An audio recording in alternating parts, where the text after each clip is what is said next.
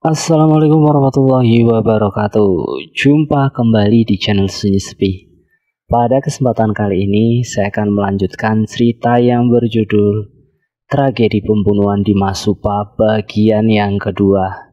Cerita yang ditulis oleh @ras140217. Oh iya, kalian juga dapat mengunjungi tweet beliau langsung ya. Link nanti akan Mimin sediakan di kolom deskripsi. Yuk, daripada kita lama-lama, langsung saja kita masuk dalam ceritanya. Beberapa saat kemudian pintu terbuka. Suri berdiri di depan Roni tanpa sehelai benang pun di tubuhnya. Roni seakan terhipnotis melihat lekuk indah tubuh kekasihnya itu. Semuanya terjadi begitu cepat. Kak Ron, kau sudah mendapatkan sesuatu yang selama ini aku jaga. Aku bahagia bisa memberikannya untukmu, ucap Suri seraya memeluk Roni. Kau masih perawan, Ri. Aku sudah menyetubui gadis perawan, dan ini artinya semua kajiku hilang, luntur karena aku sudah melanggar pali pantangnya, ujar Roni dengan berat. Maksudmu? Tanya Suri dengan khawatir. Kaji atau ilmu yang kumiliki sangat ampuh, dan kaji itulah yang selama ini melindungiku. Dan malam ini aku baru saja melanggar pali pantangnya. Kalau kau tidak percaya, lihatlah ini, ujar Roni seraya menggores tangannya dengan paku. Lihat, lukanya sudah tak bisa merapat lagi, ucap Roni dengan lemah. Maafkan aku, Kak Ron, ini salahku. Aku yang memaksamu melakukan itu. Aku hanya tidak ingin kehilanganmu, Ron, isak Suri. Sudahlah, ini sudah takdir Tuhan. Lupakanlah, nanti kalau aku pulang ke desa, aku pasti mendapatkan kaji itu lagi kok, ujar Roni menenangkan Suri. Beberapa minggu kemudian, Suri dan Roni sudah resmi bertunangan. Hampir setiap hari mereka selalu berhubungan. Sampai suatu hari Suri mengatakan kalau dia hamil. Roni terlihat senang mendengar itu. Aku akan pulang menjemput ayah dan ibuku. Setelah itu kita menikah. Kamu mau kan? Ujar Roni. Aku mau kok, jawab Suri lembut seraya tersenyum. Jang, aku mau pulang menjemput ayah dan ibuku untuk menghadiri upacara pernikahanku dan Suri, ujar Roni dengan riang. Wah, dadakan sekali, Ron. Kapan kau berangkat? Ujar Bujang. Besok, jawab Roni. Singkat cerita, keesokan harinya Roni sudah berangkat pagi-pagi sekali. Namun sudah hampir sebulan Roni tidak pernah kembali. Suri pun hampir setiap saat mempertanyakan Roni. Dan Bujang akhirnya memutuskan untuk menyusul sahabatnya itu ke desa. Singkat cerita, Bujang akhirnya sampai di desanya. Setelah beberapa saat istirahat di rumahnya, Bujang bermaksud menemui Roni ke rumahnya. Melihat kedatangan Bujang, orang tua Roni menyambutnya dengan baik. Silahkan masuk, Jang, ujar ayah Roni dengan ramah. Bujang, kenapa pulang sendirian, Jang? Roni tidak ikut ya? Apa dia sedang banyak kerjaan? Tanya ibu Roni. Bujang mengerutkan keningnya.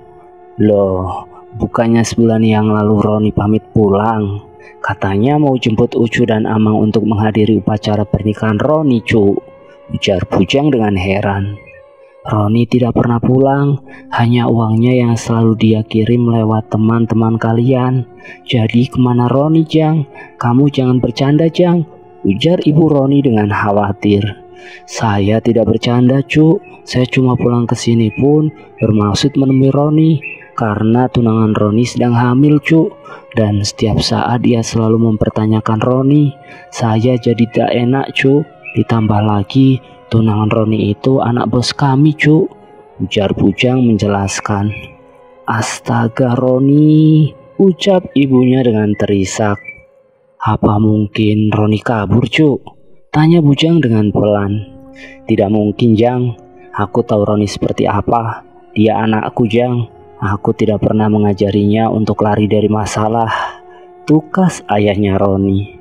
Ucu, tiba-tiba terdengar panggilan dari luar. Ibunya Roni bergegas keluar dan di depan pintu berdiri seorang teman Roni dan Bujang yang sering memberikan titipan uang dari Roni. "Ini Cuk, ada titipan uang dari Roni. Tengah malam dia gedor-gedor pintu rumah Cuk. Saya kira siapa? Ternyata Roni. Padahal biasanya dia tanya dulu kalau saya mau pulang atau tidak. Ini malah langsung nitipin uang buat Amang dan Ucu," ujar temannya Roni. Mendengar nama Roni, Bujang segera keluar. "Di mana Roni tinggal sekarang, Rus?" tanya Bujang. "Wah, nggak nanya aku Jang. Cuma kayaknya Roni sedang tidak enak badan. Wajahnya pucat, jalannya juga agak beda," ujar teman Roni itu. "Dia bicara apa saja sama kamu, Rus?" tanya Bujang. "Dia hanya mengatakan begini, Rus, aku titip uang untuk orang tuaku. Katakan pada orang tuaku kalau aku ingin pulang tapi tidak bisa," ujar Irus menirukan perkataan Roni padanya beberapa hari yang lalu. "Banyak sekali uang ini, tidak seperti biasanya," ujar orang tua Roni dengan heran. "Mungkin rezeki Roni sedang banyak, Cuk," ujar Irus dengan tersenyum. Setelah pulang dari rumah Roni, Bujang hampir tidak bisa tidur. Karena setiap hendak memejamkan mata dia selalu mendengar suara Roni dengan sayup-sayup. Mungkin aku terlalu memikirkan Roni. Aku tidak bisa seperti ini terus. Besok aku harus kembali ke Masupa untuk menjelaskan tentang Roni yang sekarang entah di mana keberadaannya. Mungkin saja dia sembunyi karena tidak ingin menikahi Suri," batin Bujang. Singkat cerita, sesampainya Bujang di rumah Suri, terlihat ayah Suri sedang melamun duduk di depan rumah. "Roninya mana, Jang?" tanya ayah Suri dengan marah. "Maaf Mang, saya sudah ke rumah Roni, tapi Roni tidak ada di rumahnya. Orang tuanya saja bingung kenapa Roni bisa sampai seperti ini," ujar Bujang. Obrolan mereka terpotong saat mendengar suara tawa Suri. Suri seperti sedang bercanda dengan seseorang. "Suri sudah menikah, Mang?" tanya Bujang. "Menikah kepalamu. Suri terlalu memikirkan si Roni itu hingga dia menjadi kurang waras seperti itu," ujar ayah Suri bergetar menahan emosinya. Mendengar ucapan orang tua Suri, Bujang pun segera masuk dalam rumah untuk melihat Suri. Suri tertawa gembira dan penampilannya tidak seperti orang yang tidak waras. "Suri," panggil Bujang. Kak Bujang, kenapa baru datang sekarang Kak? Aku sudah menikah dengan Roni loh Kak. Beberapa minggu yang lalu, suamiku sangat mengharapkan kedatangan Kak Bujang saat pernikahan kami. Tapi Kak Bujang baru nongol sekarang," ujar Suri yang membuat Bujang prihatin. "Kok kalian saling diam? Tidak seperti biasanya yang selalu bergurau bila kumpul seperti ini," ujar Suri tersenyum. Bujang segera keluar rumah. Pikirannya kacau. "Mang, apa tidak sebaiknya Suri dibawa ke dukun?" ujar Bujang mengusulkan. "Aku sudah pernah hendak membawanya Jang, tapi dia menolak. Katanya dia takut terjadi apa-apa dengan anaknya. Aku sudah hampir putus asa Jang. Setiap hari Suri selalu berbicara sendirian, tertawa, bahkan selalu memasak masakan kesukaan si Roni. Aku berpikir Suri anakku itu sudah gila karena Roni keparat itu," ujar ayah Suri dengan geram. "Bagaimana kalau sekarang saya panggil dukun ke rumah ini Mang?" ujar Bujang. "Terserah kau saja Jang," ujar ayahnya Suri. Singkat cerita, Bujang sudah mendatangkan beberapa dukun ke rumah Suri. Namun semuanya nihil. Bahkan dukun-dukun itu lari sebelum masuk ke rumah Suri. Dan setiap malam setelah Bujang membawa dukun-dukun itu ke rumah Suri, Bujang selalu bermimpi. Roni datang padanya dengan wajah penuh darah dan menutupi perutnya dengan jaket. "Kau tega ingin mengusirku Jang? Aku ini sahabatmu Jang," ujar Roni seraya membuka penutup perutnya dan seketika terlihat usus perutnya terburai keluar. Mimpi itu selalu sama. Bujang mulai khawatir dengan Roni. Dia takut terjadi apa-apa pada sahabatnya itu. Hingga suatu hari Bujang bermaksud memanggil seorang kiai yang terkenal di desa itu. Singkat cerita, kiai itu pun sampai di rumah Suri. "Astagfirullahaladzim," ujar kiai itu. "Kenapa, Pak?" tanya Bujang dengan penasaran. "Perempuan itu tidak sendirian, Jang," ujar kiai itu. "Maksud Bapak?" tanya Bujang dengan penasaran. "Temanmu yang hilang itu arwahnya di sini bersama Suri. Mungkin jasadnya belum dikebumikan dengan layak," ujar kiai itu. "Arwah? Jasad?" ulang Bujang tidak percaya. "Saya yakin Roni masih hidup, Pak. Tapi sekarang dia sedang bersembunyi. Mungkin dia takut kalau harus menikahi Suri, Pak," ujar Bujang bersikeras. Kiai itu melangkah menghampiri Suri yang sedang bersenda gurau dengan arwah Roni. "Suri, siapa nama suamimu ini?" tanya Pak Kiai menatap lekat pada kursi kosong di sebelah Suri. Bujang mengikuti kiai itu sembari menggaruk-garuk kepalanya sendiri. Bingung, merinding, itulah yang dirasakan Bujang saat itu. "Roni, Pak. Maaf, Pak Kiai ada maksud apa ya kemari?" tanya Suri dengan ramah. "Tidak ada maksud apa-apa kok. Aku hanya ingin sedikit mengobrol dengan suamimu," ujar kiai itu tersenyum. Bujang menelan ludah dan sempat terbersit di pikirannya kalau sekarang ini dia sudah salah membawa orang untuk menyembuhkan Suri. Bukannya sembuh, penyakit Suri malah menular sama kiai, batin Bujang. "Oh, silakan, Pak. Kalau begitu saya ke dapur dulu membuatkan minuman," ujar Suri dengan ramah. "Jang, kemari Jang, kemari Jang," ujar kiai memanggil Bujang duduk di sebelahnya. Bujang menuruti saja. Selama tidak disuruh yang aneh-aneh ya tidak apa-apa, pikir Bujang. "Aku tahu apa yang kau pikirkan, Jang," ujar kiai itu seraya menepuk pelan jidat Bujang. Dan seketika Bujang hampir jantungan melihat sosok di hadapannya itu. "Roni?" jerit Bujang ketakutan melihat sosok mirip Roni itu. Wajahnya penuh darah dengan usus perut terburai keluar. Dengan leher yang hampir penggal, tulang kaki yang terlihat menonjol keluar. "Pulanglah nak Roni, di sini sudah bukan duniamu lagi," ucap kiai itu.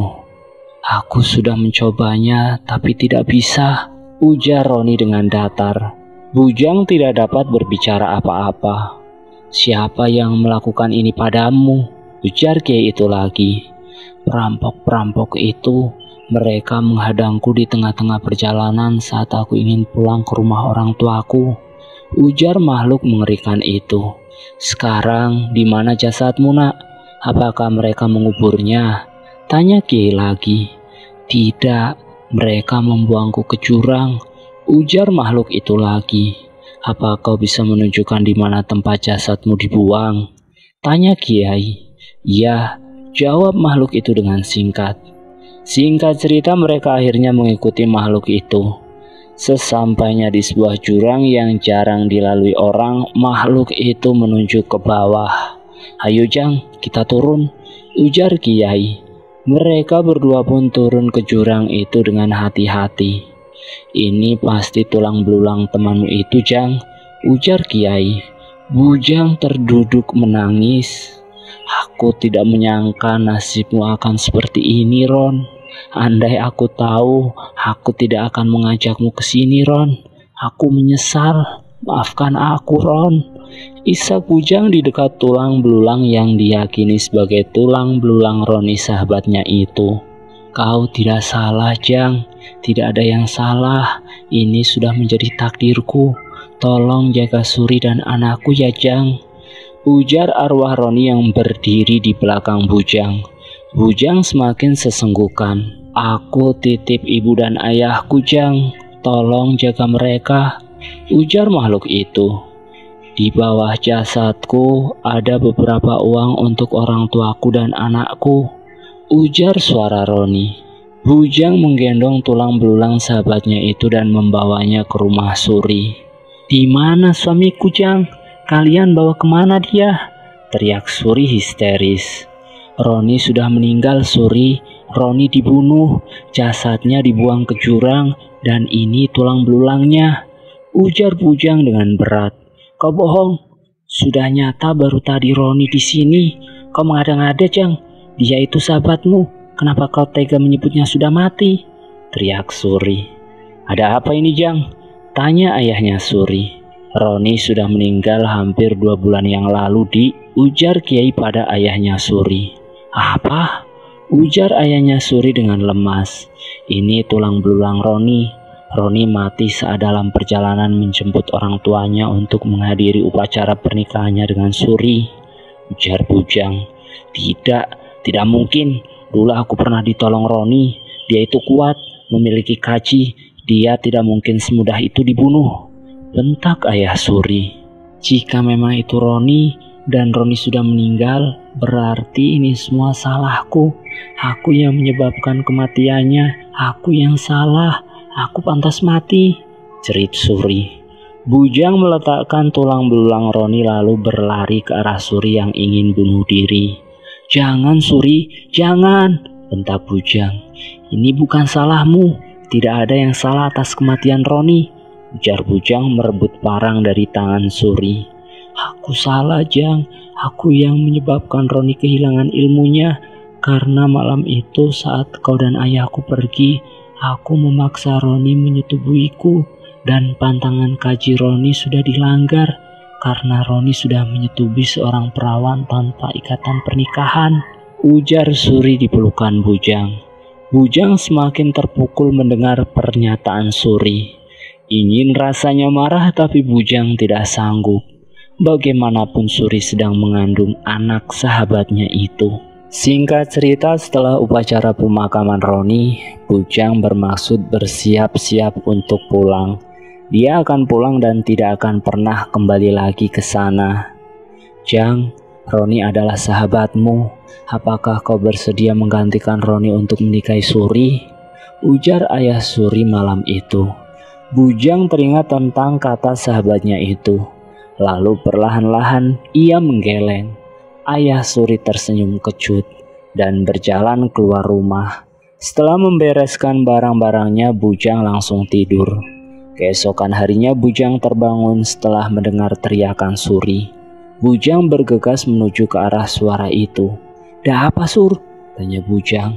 "Ayah!" tunjuk Suri ke arah pohon jambu di belakang rumah. "Ya Tuhan!" ujar Bujang kaget melihat ayah Suri yang tergantung di pohon jambu itu. Seketika Suri lemas dan terjatuh. "Apa yang harus aku lakukan?" teriak Bujang dengan panik. Bujang berlari keluar rumah seraya menggendong tubuh Suri yang lemas.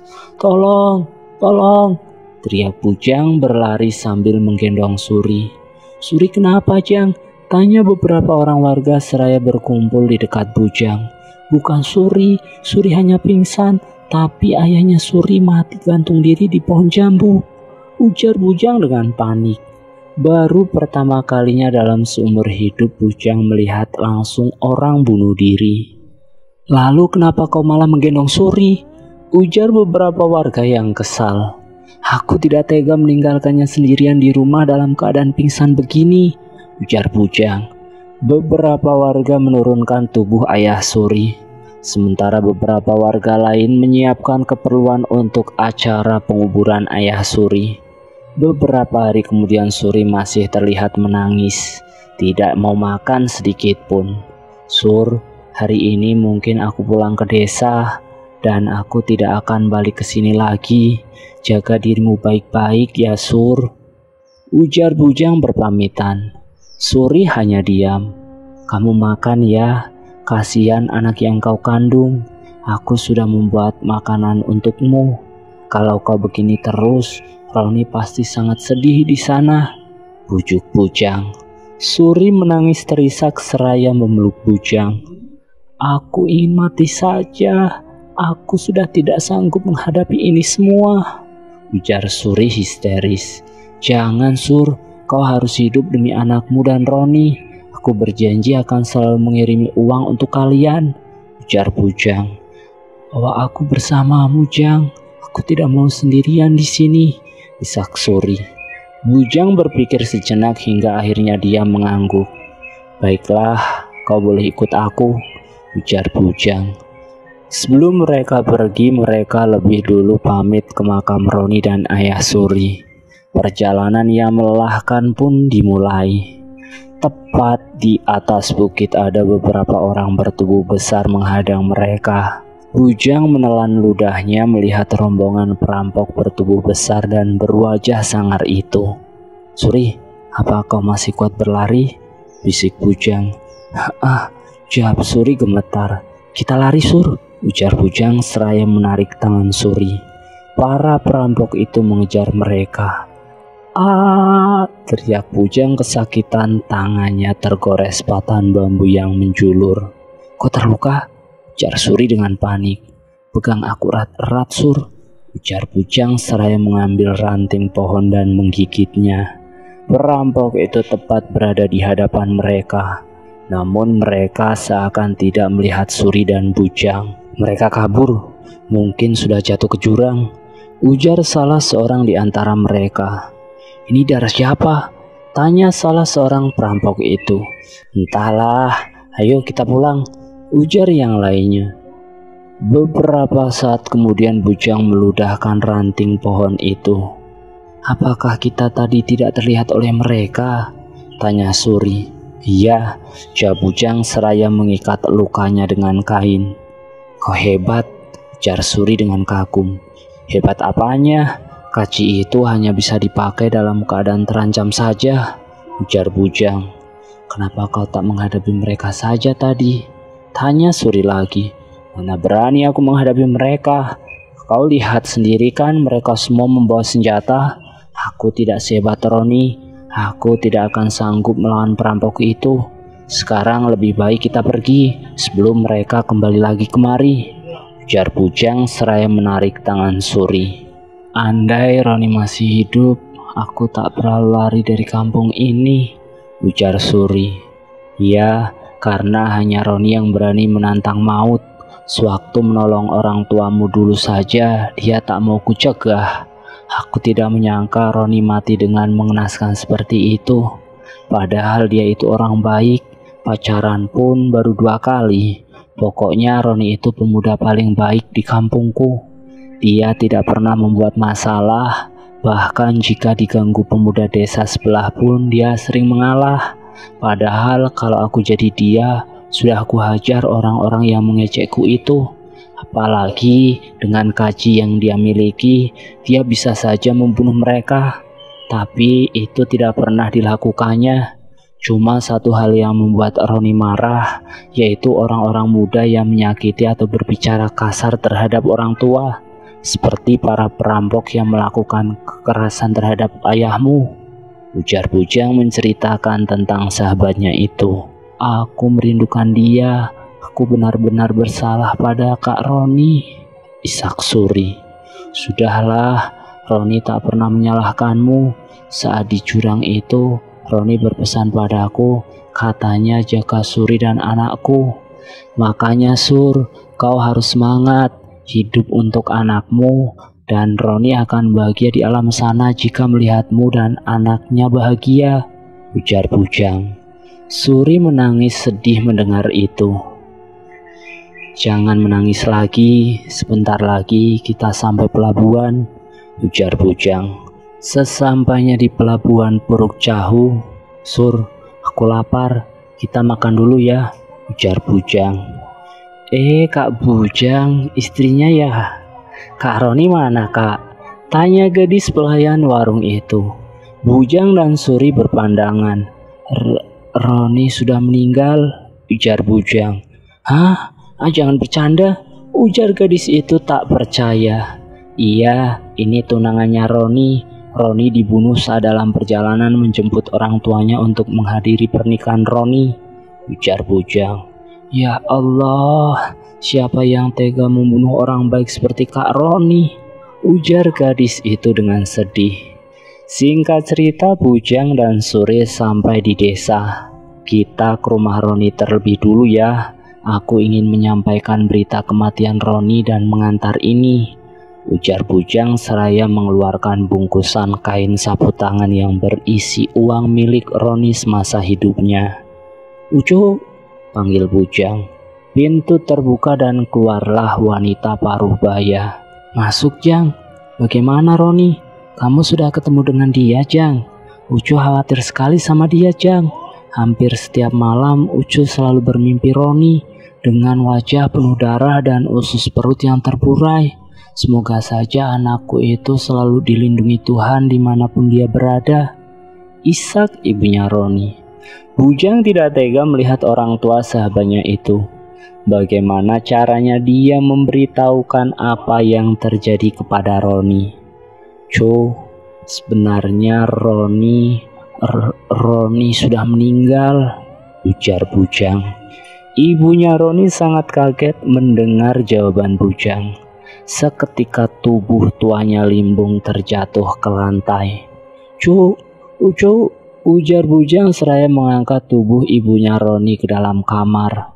"Roni, Bu ikut kamu nak," jerit ibunya Roni. "Jang, ada apa ini Jang?" tanya ayahnya Roni yang baru pulang dari kebun.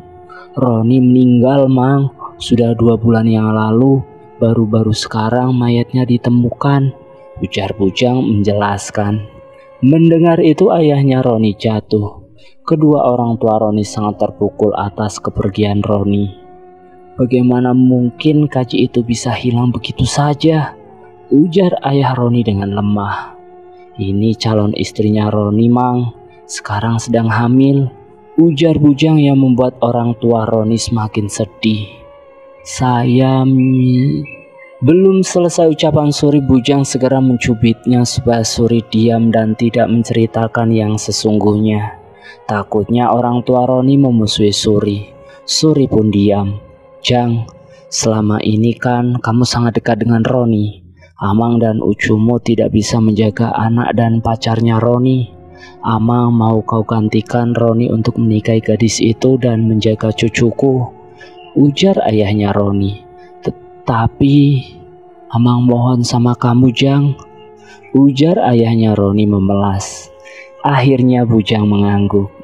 "Ini uang yang kami temukan di dekat tulang belulangnya Roni Mang," ujar Bujang menyerahkan bungkusan kain sapu tangan lusuh milik Roni. "Ambillah Jang, uang kiriman Roni masih sangat banyak. Ambillah itu untuk cucuku," ujar ayahnya Roni dengan lemah. Bujang pun memutuskan hubungannya dengan kekasihnya lalu menikahi Suri. 2 bulan setelah pernikahan Bujang dan Suri, kedua orang tua Roni meninggal di hari yang sama. Hanya selisih beberapa jam saja. Konon sampai saat ini arwah Roni masih ada di sekitar jurang itu. Kadang-kadang saat hari hujan panas, orang-orang yang lewat di atas jurang itu sering mendengar teriakan suara laki-laki dari bawah jurang yang dipercaya adalah suara Roni. Dan sampai saat ini Bujang tidak pernah menyentuh Suri. Dan anak Roni dan Suri sudah sangat berumur sekarang. Bujang menyayangi anaknya itu seperti anaknya sendiri. Tapi Bujang tak mau sedikit pun melakukan hubungan suami istri dengan Suri.